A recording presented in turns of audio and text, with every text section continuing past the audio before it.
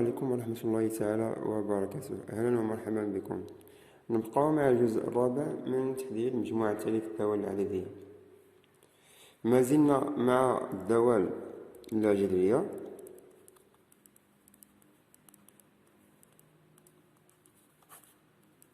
بعد ما شفنا الحالة الأولى عندما يكون الجذر في البسط، قلنا الشرط الذي يجب تحقيقه هو أن الدالة الموجودة داخل الجذر يعني ج دو إكس خصها تكون موجبة، يعني أكبر أو تساوي زيرو. هذه الحالة الأولى تكلمنا عليها وشفنا مجموعة ديال الأمثلة. كذلك شفنا الحالة الثانية عندما يكون الجذر في المقام، مثلا 1 sur la racine de g de x. وفي هذه الحالة الشرط الذي يجب تحقيقه هو ما بداخل الجذر ج د x سيكون موجب قطعا، يعني أكبر قطعا من زيرو. والآن غادي نبقاو مع الحالة الثالثة. الحالة الثالثة عندما يكون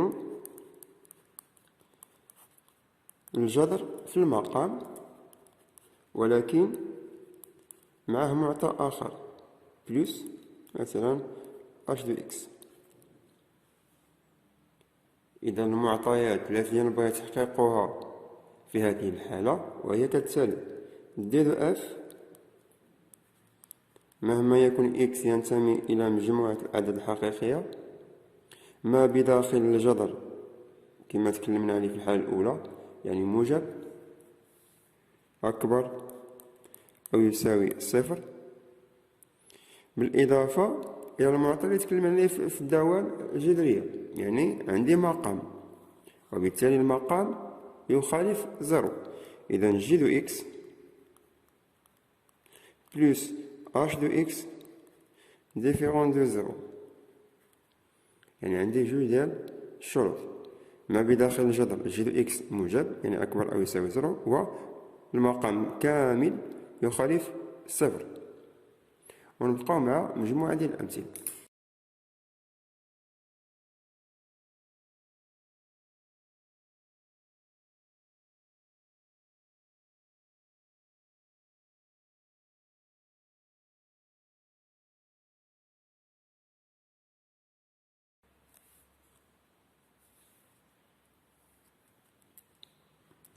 المثال الأول: f de x est égal 1 plus x à puissance 3 sur la racine de x plus 1 moins 1.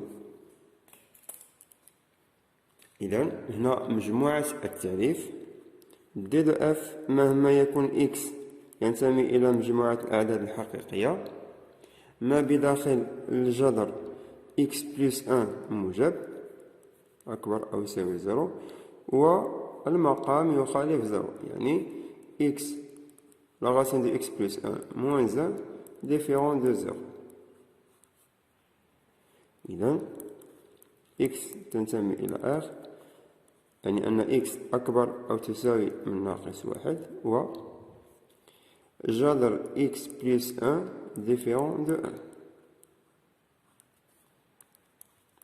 x تنتمي إلى r، x أكبر من ناقص واحد، و هنا عندنا الجذر، يعني لو بغينا نتخلصو فيه يمكن لرفع الطرفين أو كاري، يعني الأو كاري غيتخلص لي من الجذر، وبالتالي x بلس 1 تخالف واحد أو كاري هي 1. هنا واحد الإشارة ولا واحد الملاحظة مهمة: عندما بغينا نتخلصو من الجذر ديال شي معطى كيفما كان،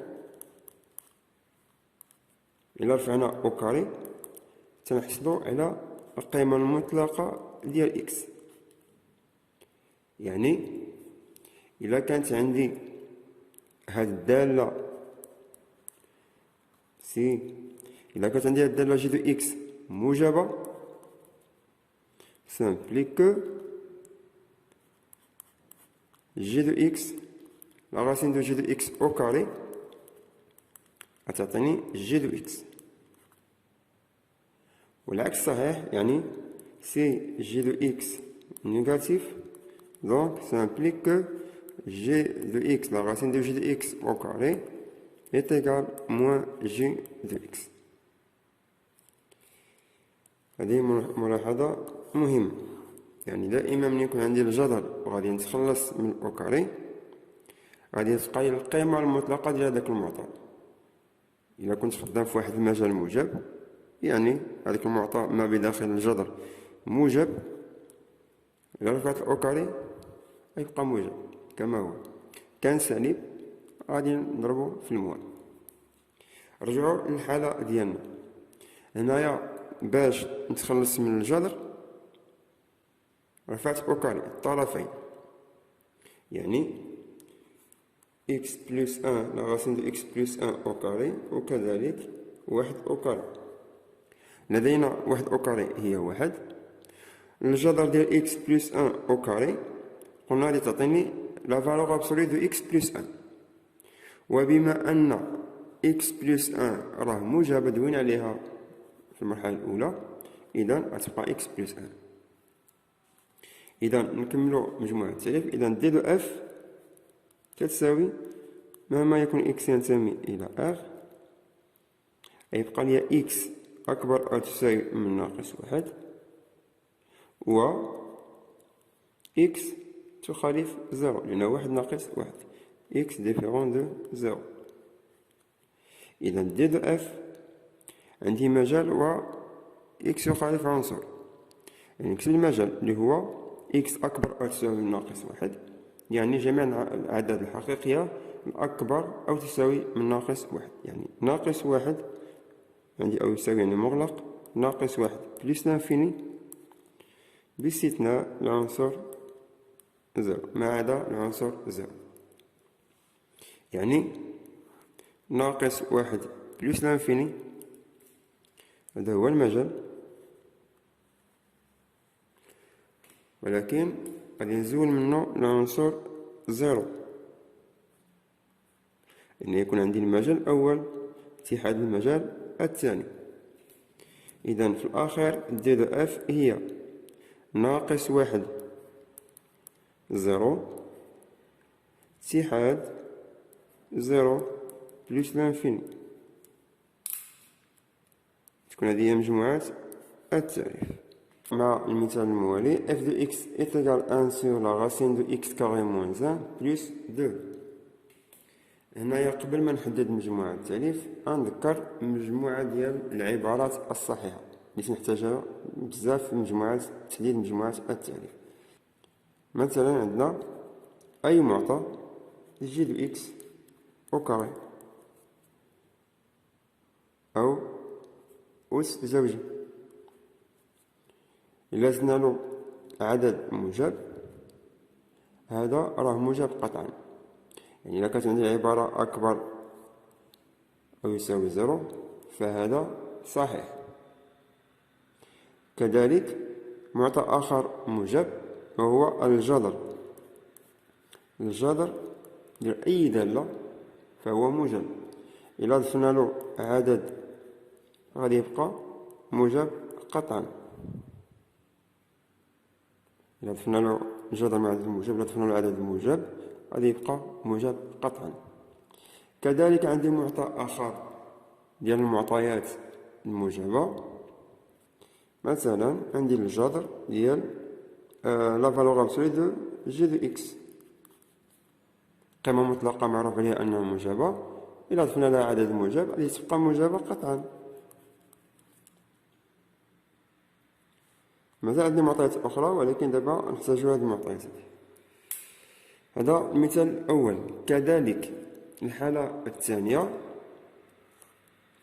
إلا كان عندي هاد المعطيات هادو، يعني جي دو إكس أي دالة مرفوعة إلى أس زوجي، أس 2 أس 4، هذه موجبة، يعني إلا كانت عندي أكبر أو يساوي زيرو فهي فهذه العبارة صحيحة، يعني هذا المعطى محقق.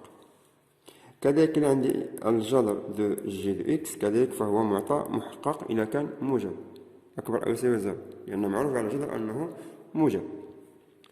كذلك المعطى الثالث لا فالور أبسولي دو جي دو إكس،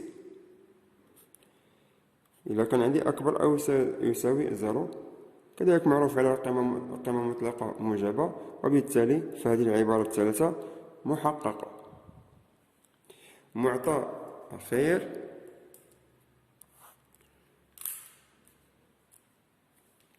محقق.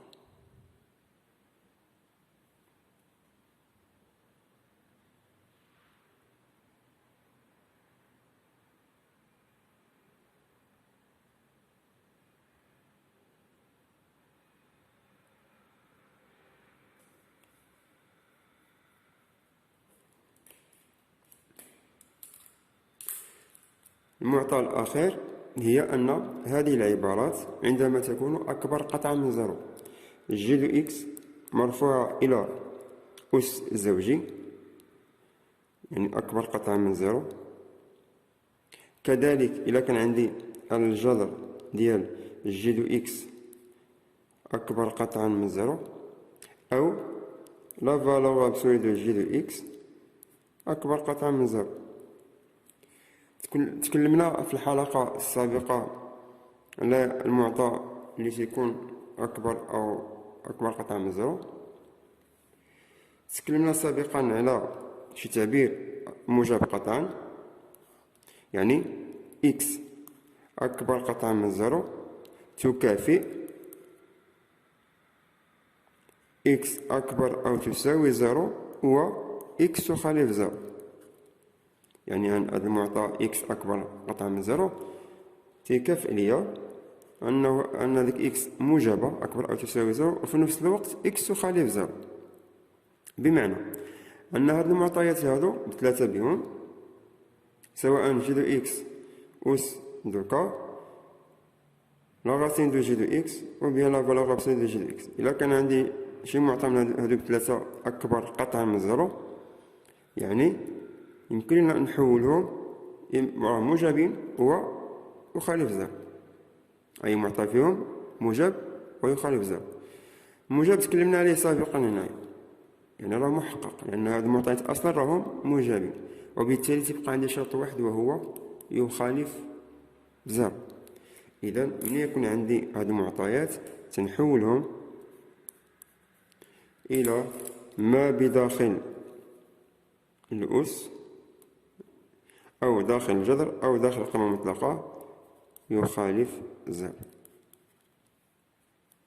نبقاو مع المثال السابق. f de x est égal à 1 sur la racine de x carré moins 1 plus 2. إذا عندنا جوج ديال المعطيات. d de f مهما يكون x ينتمي إلى المجموعة R، x au carré moins 1 خصو يكون موجب بوزيتيف أكبر أو يساوي زيرو، والمقام أيضا يخالف زيرو. إذا عندي جوج ديال الشروط ينبغي تحقيقها.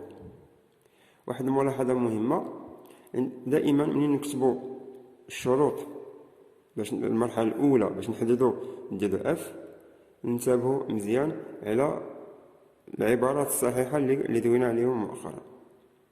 إذا تنحاولوا ننتبهوا لهذيك المعطيات. تلاحظوا أن عندي هنايا الجذر ديال إكس أو كاري ناقص واحد، يعني الجذر ما شغليش أنا شنو في وسط من الجذر، يعني الجذر بصفة عامة زائد عدد موجب.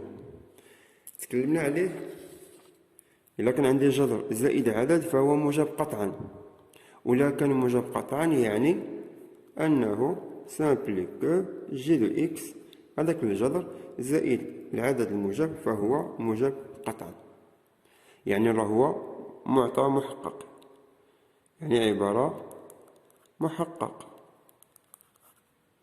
تفهمنا؟ دائما من نكتبو الشروط باش نحددو مجموعة التعريف ننتبهو لهذه المعطيات أو العبارات الصحيحة.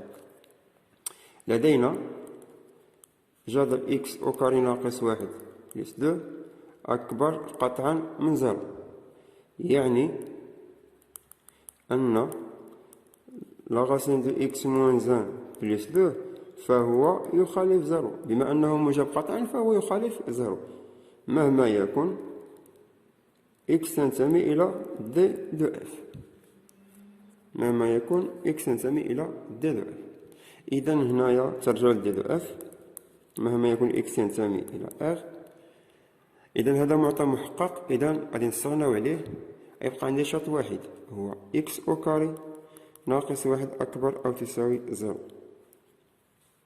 يعني x أو كاري موان زان يعني مستبقة عامة ثالثة x موان زان فاكتور دو x بلس ان.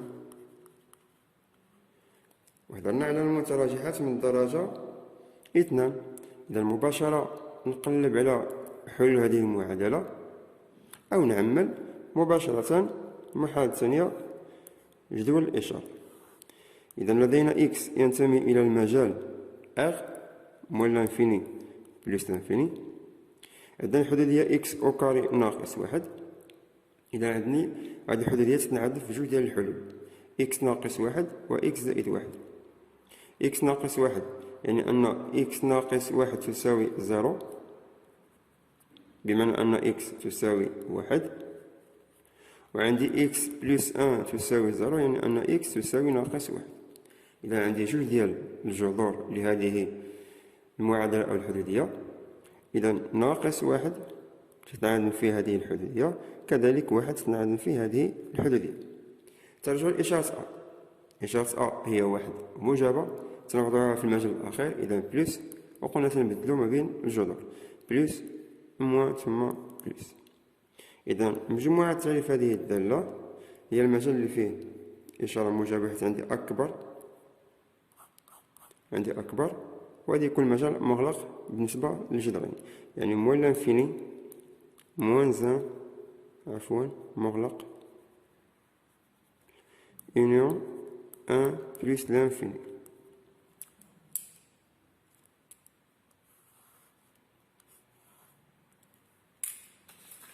نبقاو مع المثال الموالي وهو f de x est égal à 1 plus x سوى لا راسين x أس جوج زائد 3 بلس 3. الملاحظة اللي عندي هنايا هو هاد 3 هادي مزيان. على المستوى الإعدادي أو جذر المشترك أو الأولى بكالوريا تطرقنا إلى الجذر، ولكن كنا نعرفو الجذر مربع، مثلا جذر x بلس 1. هذا جذر مربع يعني الرتبة ديالو اثنان، يعني هنا راه عندي اثنان ولكن ما تنكتبوهاش. إذا عندي مباشرة جذر x بلس 1 يعني جذر من الرتبة جوج، جذر مربع. خلال هذه السنة غادي نتطرقوا إلى الجذور النونية، يعني ما نبقاوش نشوفوا غير جذر مربع ولكن نشوفوا جذور أخرى ولكن برتب مختلفة. مثلا الجذر ديال x جذر من الرتبة 3 ديال x، أو جذر ديال x أو كاري موان 4 الرتبة 4. للإشارة فقط فهذه الجذور رغم اختلاف الرتب ديالها، يعني الجذر من الرتبة جذر مربع رتبة جوج أو الجذر من الرتبة 3 أو 4 إلى آخره، يعني عندهم نفس مجموعة التعريف. تفهمنا؟ إذا ترجعوا لمجموعة التعريف ديال المثال ديالنا دي دو اف مهما يكون x ينتمي إلى f. عندي جوج ديال الشروط ما بداخل الجذر كما قلنا، سواء جذر من الرتبة جوج أو جذر من الرتبة 3 ما تهمني شيء. ما بداخل الجذر خصو يكون موجب قطعا، يعني x أو كاري بلس 3 أكبر أو يساوي زيرو. موجب فوقاش يكون موجب قطعا؟ إلا كان في المقام تيحتوي على الجذر فقط، يعني ما عنديش هاد الثلاثة هادي، في هذيك الحالة يكون ما بداخل الجذر موجب قطعا. في هذه الحالة هذه يكون ما بداخل الجذر موجب يعني أكبر أو يساوي زيرو، والمقام x أو كاري بلس 3 بلس 3 ديفيرون دو زيرو. كما تكلمت في المثال السابق، عندما نضع الشروط التي ينبغي تحقيقها لتحديد مجموعة التعريف خصني نلاحظ مزيان واش عندي المعطيات أو العبارات الصحيحة المحققة. تلاحظوا أن عندي إكس أو كاري بلس 3. إكس أو كاري موجب، إلا زدنا له عدد موجب فهو موجب قطعا، يعني هذا المعطى فهو صحيح محقق. كذلك ندوزو المثال الثاني، يعني دابا هذا تهنينا منه يتحيد يتلغى.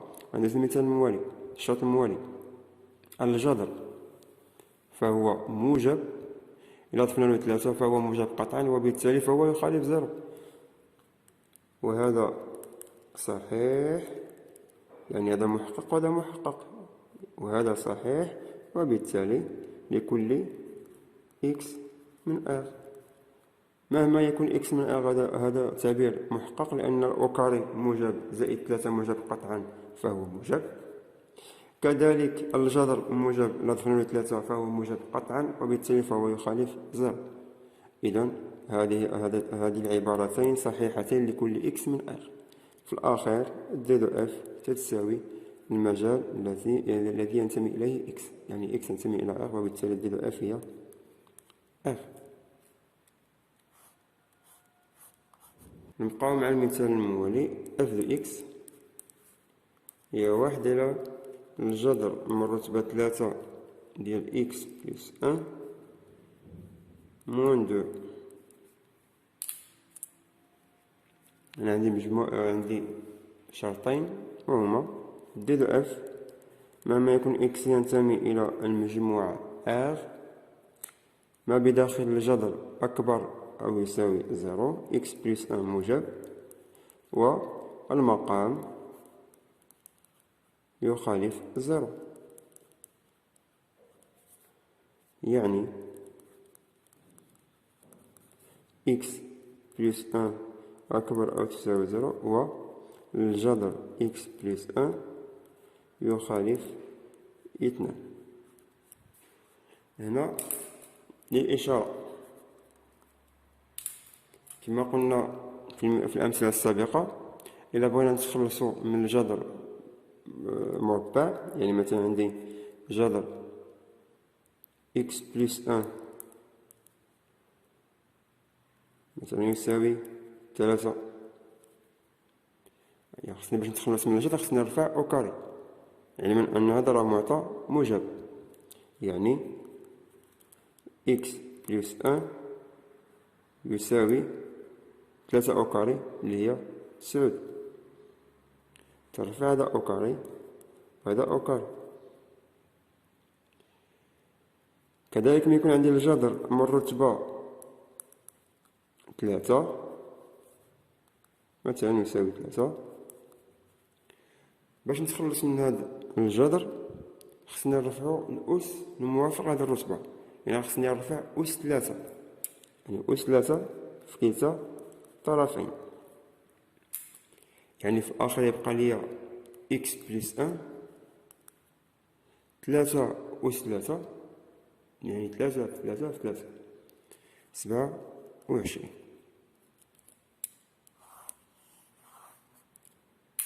رجعوا لمجموعة التعريف. دي دو اف مهما يكون إكس ينتمي إلى المجموعة R، إكس أكبر أو تساوي من ناقص 1، المثل الأول. وهنا باش نتخلصوا من الجذر خصنا نرفع أس 3، إذا يبقى عندي إكس بلس 1 يخالف 2 أس 3، يعني 2 تكون هي 8. إذا في الآخر مهما يكون إكس ينتمي إلى مجموعة R، إكس أكبر أو تساوي من ناقص 1، و إكس تخالف 8 ناقص 1 يعني 7. وبالتالي فمجموعة التعريف كالتالي: هي المجال إكس أكبر من ناقص 1، يعني جميع العناصر الأكبر من ناقص 1، يعني ناقص 1 بلس لانفيني، ولكن باستثناء العنصر باستثناء العنصر 7، يعني المجال ناقص 1 بلس لانفيني، ولكن نزول منه العنصر 7، وبالتالي يكون عندي المجال الأول اتحاد المجال الثاني. يعني دي دو اف الأخير يتقال l'intervalle -1, 7, union 7 plus l'infini. تكون هذه هي مجموعة التالف.